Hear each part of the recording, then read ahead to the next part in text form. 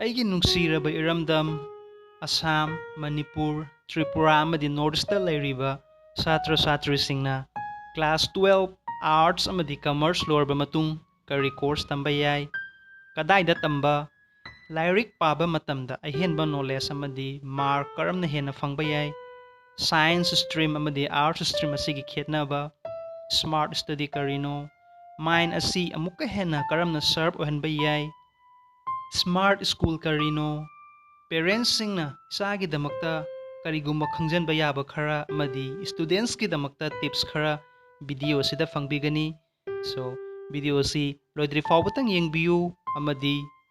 ꯍꯥꯟꯅ ꯁꯕꯁꯀ꯭ꯔꯥꯏꯕ ꯇꯧꯕꯤꯈ꯭ꯔꯗꯤ ꯊꯦꯡꯛ ꯌꯨ ꯁꯣ ꯃꯆ, ꯇꯧꯕꯤꯗ꯭ꯔꯒꯗꯤ ꯔꯦꯗ ꯕꯇꯟꯒꯤ ꯁꯕꯁꯀ꯭ꯔꯥꯏꯕ ꯑꯗꯨ ꯅꯝꯕꯤꯌꯨ ꯑꯃꯗꯤ ꯑꯣꯜ ꯕꯦꯜ ꯕꯇꯟꯁꯨ ꯅꯝꯕꯤꯌꯨ, ꯃꯔꯝꯗꯤ ꯑꯩꯍꯥꯛꯅ ꯑꯅꯧꯕ ꯚꯤꯗꯤꯑꯣ ꯑꯞꯂꯣꯗ ꯇꯧꯕ ꯈꯨꯗꯤꯡ ꯏꯁꯥꯒꯤ ꯗꯤꯚꯥꯏꯁꯇ ꯐꯪꯕꯤꯒꯅꯤ, ꯂꯣꯏꯅꯅ ꯐ꯭ꯔꯦꯟꯁꯤꯡꯗꯁꯨ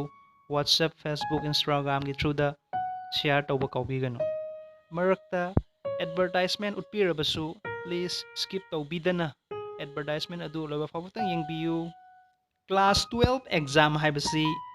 ꯁꯥꯇ꯭ꯔ ꯑꯃꯒꯤ ꯄꯨꯟꯁꯤꯗ ꯈ꯭ꯋꯥꯏꯗꯒꯤ ꯃꯔꯨꯑꯣꯏꯕ ꯃꯇꯝꯅꯤ꯫ ꯑꯦꯛꯖꯥꯝ ꯑꯁꯤꯅ ꯁꯥꯇ꯭ꯔ ꯑꯃꯒꯤ ꯄꯨꯟꯁꯤ ꯂꯦꯞꯀꯗꯧꯔꯤꯕꯅꯤ꯫ ꯄꯦꯔꯦꯟꯁꯀꯤ ꯋꯥꯈꯜꯗꯁꯨ ꯏꯆꯥꯁꯤ ꯃꯥꯔꯛ ꯌꯥꯝꯅ ꯋꯥꯡꯅ ꯐꯪꯕ ꯍꯥꯏꯕꯁꯤ ꯃꯈꯣꯏꯒꯤ ꯑꯁꯥꯅꯤ꯫ ꯍꯣꯏ ꯆꯨꯝꯃꯤ, ꯀꯔꯤꯒꯤ ꯈꯜꯂꯣꯏ, ꯄꯤꯛꯂꯤꯉꯩꯗꯒꯤ ꯈꯟꯖꯔꯛꯄ ꯑꯁꯥꯅꯤ꯫ ꯑꯗꯨꯕꯨ ꯂꯥꯏꯔꯤꯛ ꯈꯛꯇꯪ ꯄꯨꯡ 9, ꯄꯨꯡ 10 ꯄꯥꯔꯒ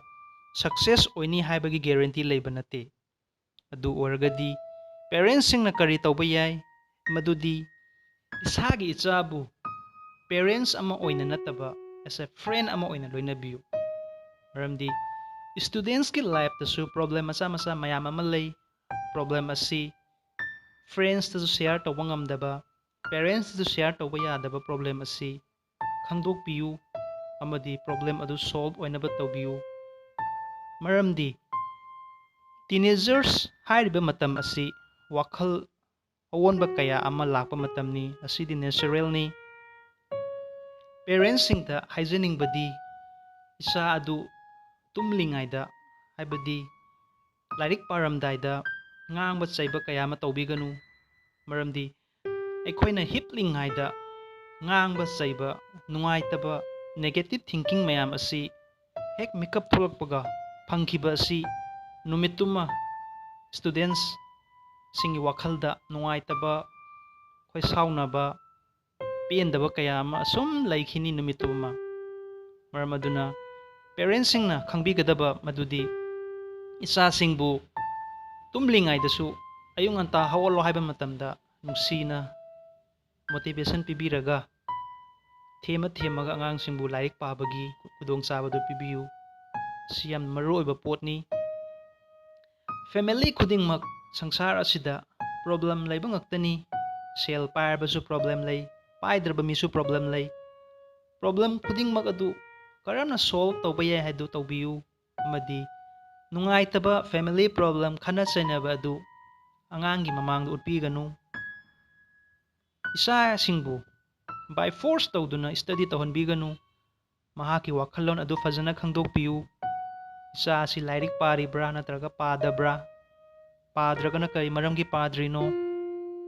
ꯀꯔꯤꯗ ꯑꯣꯏꯅ ꯏꯟꯇꯔꯦꯁ ꯄꯤꯔꯤ? ꯁꯥꯇ꯭ꯔꯁꯤꯡꯅ ꯃꯣꯕꯥꯏꯜ ꯁꯤꯖꯤꯟꯅꯕꯒꯤ ꯃꯇꯥꯡꯗꯗꯤ ꯃꯣꯕꯥꯏꯜ ꯍꯥꯏꯕꯁꯤ ꯍꯩꯅ ꯁꯤꯖꯤꯟꯅꯔꯕꯗꯤ ꯁꯅꯥꯅꯤ, ꯐꯠꯇꯅ ꯁꯤꯖꯤꯟꯅꯔꯕꯗꯤ ꯚꯥꯏꯔꯁꯅꯤ꯫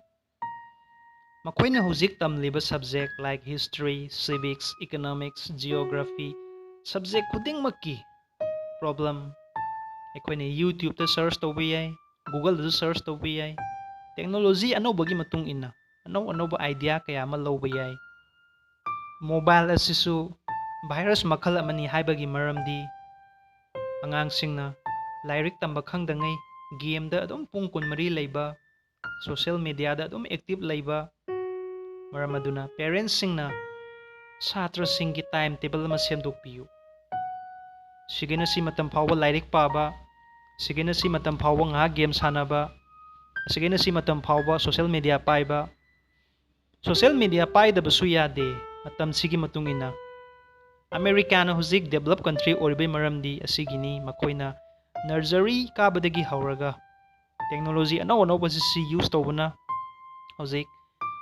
ꯌꯨꯔꯣꯞ ꯀꯟꯇ꯭ꯔꯤ ꯑꯁꯤ ꯗꯦꯕꯂꯞ ꯑꯣꯏꯔꯤꯕꯁꯤ ꯑꯁꯤꯒꯤ ꯃꯔꯝꯅꯅꯤ꯫ Next, tips for students.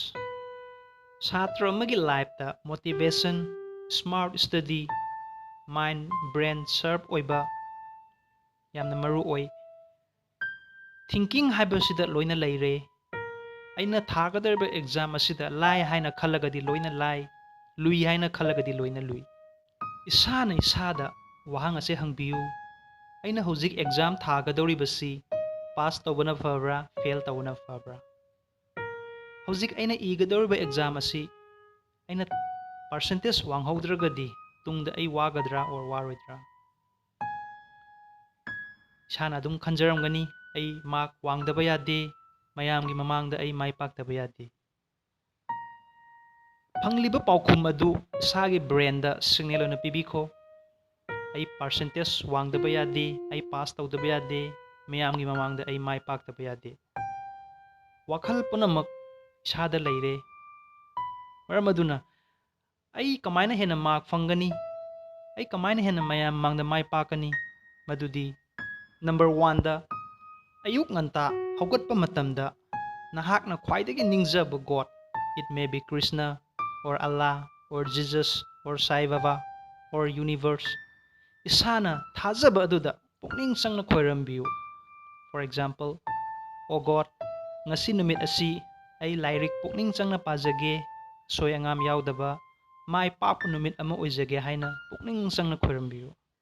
Ani subada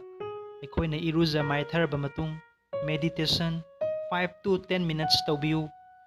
Meditation haibasi karino hairagadi YouTube ta search tawbiu. Meditation asigi kanabadi ꯑꯩꯈꯣꯏꯒꯤ ꯕ꯭ꯔꯦꯟ ꯑꯁꯤꯗ ꯅꯦꯒꯦꯇꯤꯞ ꯇꯨ ꯄꯣꯖꯤꯇꯤꯞ ꯀꯟꯚꯔꯠ ꯑꯣꯏ, ꯕ꯭ꯔꯦꯟ ꯑꯁꯤ ꯁꯥꯔꯞ ꯑꯣꯏꯍꯜꯂꯤ, ꯊꯤꯡꯀꯤꯡ ꯄꯥꯋꯔ ꯍꯦꯜꯍꯜꯂꯤ꯫ ꯑꯍꯨꯝꯁꯨꯕꯗ ꯌꯣꯒ ꯑꯦꯟ ꯑꯦꯛꯁꯔꯁꯥꯏꯖ꯫ ꯍꯛꯆꯥꯡ ꯅꯨꯡꯉꯥꯏꯕ ꯍꯥꯏꯕꯁꯤ ꯕ꯭ꯔꯦꯟꯁꯨ ꯐꯖꯅ ꯐꯪꯁꯟ ꯇꯧꯒꯅꯤ, ꯍꯛꯆꯥꯡ ꯅꯨꯡꯉꯥꯏꯇ꯭ꯔꯕꯗꯤ ꯕ꯭ꯔꯦꯟꯁꯨ ꯐꯔꯣꯏ꯫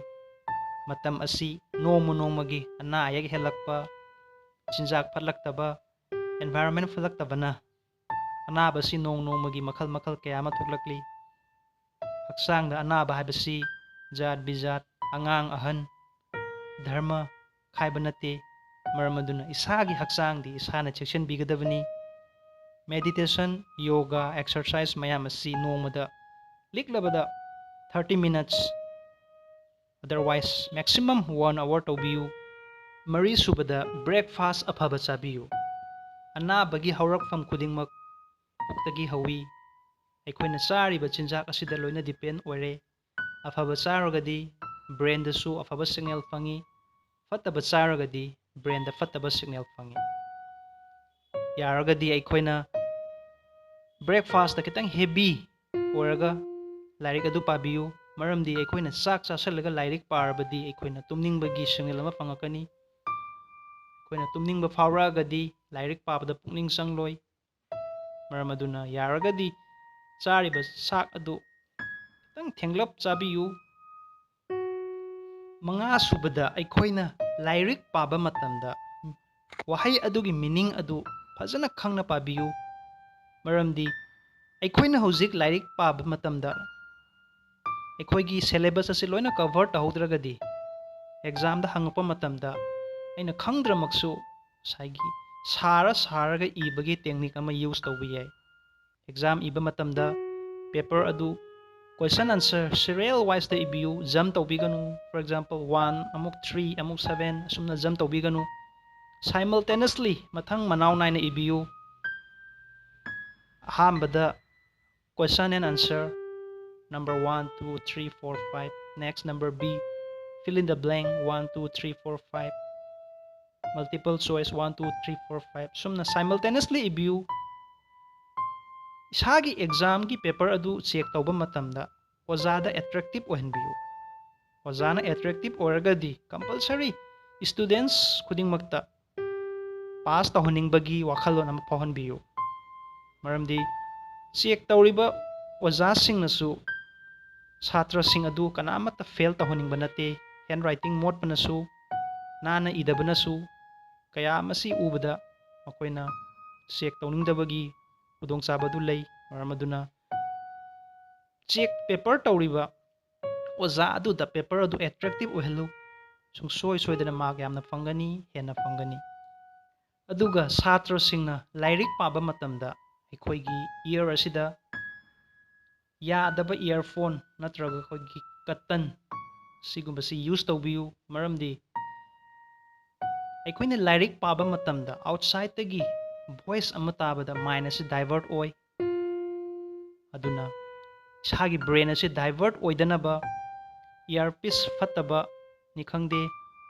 ꯅꯠꯇ꯭ꯔꯒ ꯑꯩꯈꯣꯏꯒꯤ ꯂꯁꯤꯡꯒꯨꯝꯕ ꯌꯨꯁ ꯇꯧꯕꯤꯌꯨ ꯂꯥꯏꯔꯤꯛ ꯄꯥꯕ ꯃꯇꯝꯗ ꯄꯨꯡꯈꯥꯏꯃꯨꯛ ꯅꯠꯇ꯭ꯔꯒ ꯄꯨꯡꯃꯨꯛ ꯄꯨꯛꯅꯤꯡ ꯆꯪꯅ ꯄꯥꯕꯤꯌꯨ ꯌꯥꯝꯅ ꯁꯥꯡꯅ ꯄꯥꯕꯒꯤ ꯃꯔꯨ ꯑꯣꯏꯗꯦ ꯁꯨꯝꯅ ꯄꯥꯔꯒꯗꯤ ꯀꯝꯄꯜꯁꯔꯤ 70% 80%ꯗꯤ ꯁꯛꯁꯦꯁ ꯑꯣꯏꯅꯤ ꯑꯃꯗꯤ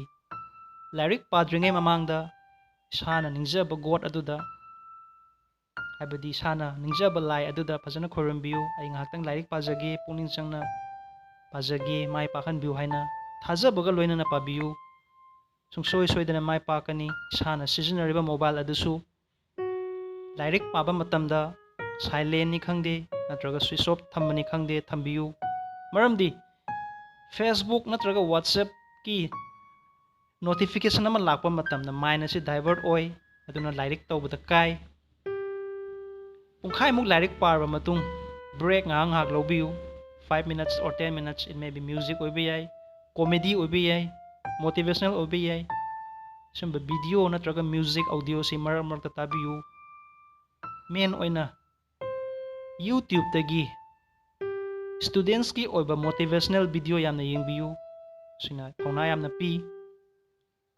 ꯃꯔꯛ ꯊꯠꯅ ꯑꯩꯍꯥꯛꯀꯤ ꯑꯇꯣꯞꯄ ꯌꯨꯇ꯭ꯌꯨꯕ ꯆꯦꯅꯦꯜ ꯔꯤꯀꯦꯁ ꯇꯦꯛꯅꯤꯛ ꯑꯁꯤꯕꯨꯁꯨ ꯁꯨꯡꯁꯣꯏ ꯁꯣꯏꯗꯅ ꯌꯦꯡꯕꯤꯌꯨ ꯑꯃꯗꯤ ꯄ꯭ꯂꯤꯖ ꯁꯕꯁꯀ꯭ꯔꯥꯏꯕ ꯇꯧꯕꯤꯌꯨ ꯆꯦꯅꯦꯜ ꯑꯁꯤ ꯑꯩꯒꯤ ꯅꯨꯡꯁꯤꯖꯔꯕ ꯚ꯭ꯌꯨꯋꯔ ꯑꯁꯥꯝꯗ ꯂꯩꯔꯤꯕ ꯇ꯭ꯔꯤꯄꯨꯔꯥ ꯑꯃꯗꯤ ꯅꯣꯔꯠ ꯏꯁ ꯃꯅꯤꯄꯨꯔꯗ ꯂꯩꯔꯤꯕ ꯄ꯭ꯔꯖꯥ ꯃꯌꯥꯝꯒꯤꯗꯃꯛꯇ ꯃꯣꯇꯤꯚꯦꯁꯟ ꯑꯃꯗꯤ ꯄꯨꯛꯅꯤꯡ ꯊꯧꯅꯥ ꯄꯤꯕꯒꯤꯗꯃꯛ ꯁꯦꯝꯖꯕ ꯚꯤꯗꯤꯑꯣꯅꯤ ꯁꯨꯡꯁꯣꯏ ꯁꯣꯏꯗꯅ ꯌꯦꯡꯕꯤꯌꯨ ꯂꯣꯏꯅꯅ ꯁꯥꯇ꯭ꯔꯁꯤꯡꯅ ꯏꯖꯨꯀꯦꯁꯟꯒ ꯃꯔꯤ ꯂꯩꯅꯕ ꯄ꯭ꯔꯣꯗꯛꯁꯤꯡ ꯑꯃꯗꯤ ꯃꯦꯇꯔꯤꯌꯦꯜꯁꯤꯡ ꯂꯩꯕꯤꯕ ꯑꯃꯗꯤ ꯌꯦꯡꯕꯤꯕꯒꯤꯗꯃꯛ ꯍꯧꯖꯤꯛ ꯌꯦꯡꯕꯤꯔꯤꯕ ꯚꯤꯗꯤꯑꯣꯁꯤꯒꯤ ꯃꯈꯥꯗ ꯌꯥꯎꯔꯤꯕ ꯗꯤꯁꯀ꯭ꯔꯤꯞꯁꯟ ꯑꯁꯤꯗ ꯑꯦꯃꯥꯖꯣꯟꯒꯤ ꯂꯤꯡ ꯑꯃ ꯐꯪꯕꯤꯒꯅꯤ ꯑꯁꯤꯒꯤ ꯂꯤꯡ ꯑꯁꯤꯗ ꯆꯪꯕꯤꯔꯒ ꯏꯁꯥꯅ ꯁ꯭ꯇꯗꯤ ꯑꯃꯗꯤ ꯏꯖꯨꯀꯦꯁꯅꯦꯜꯒꯤ ꯃꯔꯤ ꯂꯩꯅꯕ ꯃꯦꯇꯔꯤꯌꯦꯜꯁꯤꯡ ꯑꯃꯗꯤ ꯄ꯭ꯔꯣꯗꯛꯁꯤꯡ ꯐꯪꯕꯤꯒꯅꯤ ꯁꯨꯡꯁꯣꯏ ꯁꯣꯏꯗꯅ ꯌꯦꯡꯕꯤꯌꯨ ꯑꯃꯗꯤ ꯂꯩꯕꯤꯌꯨ ꯀ꯭ꯂꯥꯁ 12 ꯑꯥꯔꯠꯁ ꯂꯣꯏꯔꯕ ꯃꯇꯨꯡ ꯀꯔꯤ ꯀꯔꯤ ꯀꯣꯔꯁ ꯇꯧꯕ ꯌꯥꯏ ꯃꯗꯨꯗꯤ BBA Bachelor of Business Administration BMS Bachelor of Management Science BFA Bachelor of Fine Arts BEM Bachelor of Event Management Integrated Law Course BA amadi LLB BJMC Bachelor of Journalism and Mass Communication BFD Bachelor of Fashion Designing BSW Bachelor of Social Work BBS Bachelor of Business Studies BTTM Bachelor of Travel and Tourism Management Aviation Courses Interior Design Hospitality and Hotel Administration Bachelor of Design Bachelor of Performing Arts GNM Nursing ES Company Secretary Graphic Designing Industrial Designing Jewelry Designing Bachelor in Foreign Languages courses mayam asi it may be in India like Bangalore Tamil Nadu Delhi Ahmedabad Punjab Chandigarh or abroad anywhere in India and the world tamningba mafamda isana pamjaba lam isana pamjaba interest laiba mafam aduda courses asi tauba yajagani screen da piriba samaki career counseling asida akupa pawgidamakta paw lawbiba yajagani loinana 12 commerce matungda ꯑꯩꯈꯣꯏꯅ ꯀꯔꯤ ꯀꯔꯤ course ꯇꯧꯕ ꯌꯥꯏ ꯃꯗꯨꯗꯤ BCom Bachelor of Commerce BBA Bachelor of Business Administration BCom Honors BA Honors in Economics Integrated Law Program BCom LLB Integrated Law Program BBA LLB CA Chartered Accountancy Class Nursery to Class 12 Science Paubagi except Arts Natana Software ꯃꯗꯨꯗꯤ smart school ꯁꯨꯡꯁꯣꯏ ꯁꯣꯏꯗꯅ ꯁꯤꯖꯤꯟꯅꯕꯤꯌꯨ ꯑꯍꯦꯟꯕ mark ꯑꯃꯗꯤ knowledge ꯀꯌꯥ ꯑꯃ ꯐꯪꯕꯤꯒꯅꯤ All my lovely dear students, don't wait for tomorrow. Let's do now. Kal kare so as kare so up. Maram aduna ngasidagi hawraga hꯧꯖꯤꯛ ꯍꯥꯏꯔꯤꯕ ꯇꯤꯞꯁ ꯃꯌꯥꯝ ꯑꯁꯤ ꯌꯨꯁ ꯇꯧꯕꯤꯌꯨ ꯁꯨꯡꯁꯣꯏ ꯁꯣꯏꯗꯅ ꯀꯥꯟꯅꯕ ꯐꯪꯒꯅꯤ ꯑꯩꯒꯤ ꯅꯨꯡꯁꯤꯖꯔꯕ ꯏꯔꯝꯗꯝ ꯑꯁꯥꯝ ꯃꯅꯤꯄꯨꯔ ꯇ꯭ꯔꯤꯄꯨꯔꯥ ꯑꯃꯗꯤ ꯅꯣꯔꯠ ꯏꯁꯇ ꯂꯩꯔꯤꯕ ꯅꯨꯡꯁꯤꯖꯔꯕ ꯁꯥꯇ꯭ꯔ ꯁꯥꯇ꯭ꯔꯤꯁꯤꯡ ꯑꯦꯛꯖꯥꯝꯒꯤꯗꯃꯛꯇ all the best and best of luck for your future video ꯑꯁꯤ ꯍꯥꯟꯅ ꯁꯕꯁꯀ꯭ꯔꯥꯏꯕ ꯇꯧꯕꯤꯈ꯭ꯔꯗꯤ ꯊꯦꯡꯛ ꯌꯨ ꯁꯣ ꯃꯆ ꯇꯧꯕꯤꯗ꯭ꯔꯒꯗꯤ ꯔꯦꯗ ꯕꯇꯟꯒꯤ ꯑꯉꯥꯡꯕ ꯕꯇꯟ ꯑꯁꯤ ꯁꯕꯁꯀ꯭ꯔꯥꯏꯕ ꯅꯝꯕꯤꯌꯨ ꯚꯤꯗꯤꯑꯣ ꯑꯁꯤ ꯋꯥꯠꯁꯑꯦꯞ ꯐꯦꯁꯕꯨꯛ ꯏꯟꯁꯇꯥꯒ꯭ꯔꯥꯝ ꯁꯣꯁꯤꯌꯦꯜ ꯃꯤꯗꯤꯌꯥꯒꯤ ꯊ꯭ꯔꯨꯗꯒꯤ ꯑꯉꯝꯕ ꯃꯈꯩ ꯁꯤꯌꯥꯔ ꯇꯧꯕꯤꯌꯨ ꯃꯁꯤ ꯏꯁꯥꯅ ꯁꯤꯌꯥꯔ ꯇꯧꯈꯤꯕꯗꯒꯤ ꯄꯦꯔꯦꯟꯁ ꯑꯃꯗꯤ ꯏꯁꯥꯒꯤ ꯏꯃꯥꯟꯅꯕꯤ ꯀꯥꯟꯅꯕ ꯐꯪꯈꯤꯕ ꯌꯥꯏ ꯑꯣꯜ ꯕꯦꯜ ꯕꯇꯟꯁꯨ ꯅꯝꯕꯤꯌꯨ ꯃꯔꯝꯗꯤ ꯑꯩꯍꯥꯛꯅ ꯑꯅꯧꯕ ꯚꯤꯗꯤꯑꯣ ꯑꯞꯂꯣꯗ ꯇꯧꯕ ꯈꯨꯗꯤꯡ ꯏꯁꯥꯒꯤ ꯗꯤꯚꯥꯏꯁꯇ ꯐꯪꯕꯤꯒꯅꯤ ꯂꯥꯏꯛ ꯇꯧꯕꯤꯔꯝꯃꯨ ꯑꯃꯗꯤ ꯀꯃꯦꯟ ꯊꯝꯕꯤꯔꯛꯎ ꯑꯇꯩ ꯑꯇꯩ ꯀꯔꯤ ꯀꯣꯔꯁꯀꯤ ꯃꯇꯥꯡꯗ ꯌꯥꯝꯅ ꯀꯨꯞꯅ ꯈꯪꯅꯤꯡꯕ ꯁꯨꯡꯁꯣꯏ ꯁꯣꯏꯗꯅ ꯁꯦꯝꯖꯔꯛꯀꯦ ꯚꯤꯗꯤꯑꯣ ꯑꯁꯤ ꯍꯧꯕꯗꯒꯤ ꯂꯣꯏꯕ ꯐꯥꯎꯕꯇꯪ ꯌꯦꯡꯕꯤꯕꯒꯤꯗꯃꯛ ꯃꯌꯥꯝꯕꯨ ꯉꯝꯈꯩ ꯂꯩꯇꯅ ꯊꯥꯒꯠꯆꯔꯤ ꯊꯦꯡꯛ ꯌꯨ